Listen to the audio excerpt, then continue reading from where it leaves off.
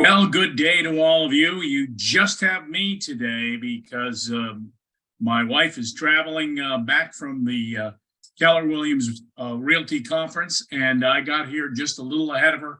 So you just got me, and I want to talk a little bit about the market.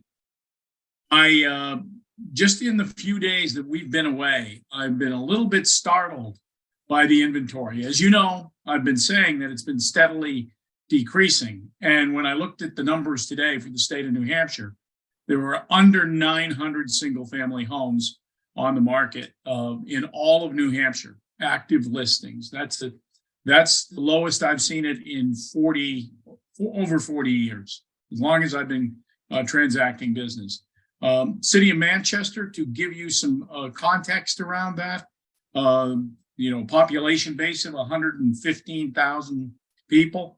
There's 19 single family homes on the market in the whole city.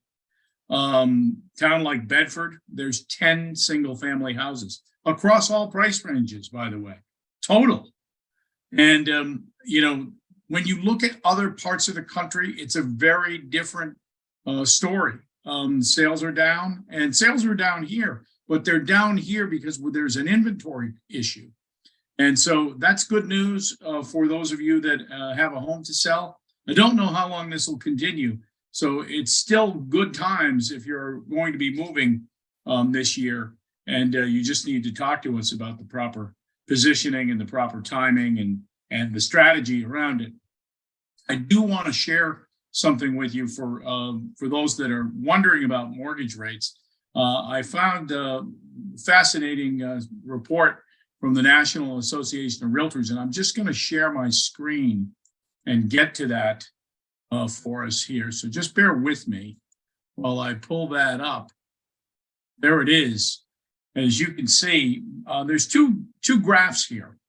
And the left graph is the blue line is the 10-year Treasury, 10-year Treasury notes, and the red line are 30-year fixed rate mortgages. And if you look at the red and blue line, you notice they track pretty close to each other. The red line's always a little bit ahead, but they track right in line with the 10-year Treasury notes, the 30-year fixed rate mortgage.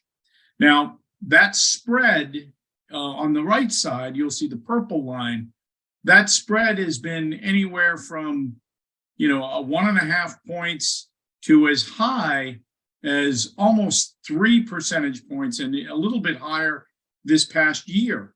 Now, that's an anomaly. If you look right here, where it got close to 3, that was during the housing crisis in 2008, the huge economic collapse, and that spread got as almost as high as 3 points. And then you'll notice it got over 3 last year. And right here, this other peak, that's the beginning of COVID. That's the beginning of COVID. So I believe the long-term average, which is about 170 basis points, or call it 1.7%, is where we're going to sort of sugar out this year. What does that mean? Well, the 10-year treasuries today are 3.9%.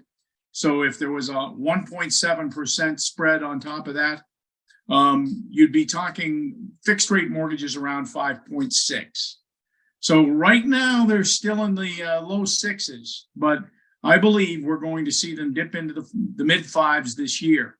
I don't believe it's worth waiting for, because when rates drop, if we still have this inventory issue, prices are going to go even higher. So I just want you to be aware that if you get your house and the rates come down a bit, it's always prudent to look at the rates always, or have your real estate professional do that for you, because you might get an opportunity to refinance and lower your payment and lock in the price of the house at the time you buy it. So I hope this was helpful for you today. You just got a single dose of the Fine Homes Group. Diane is traveling back from the West Coast. And I just want to say thank you for tuning in, and you can subscribe to us anywhere that you get your podcasts. Thanks so much.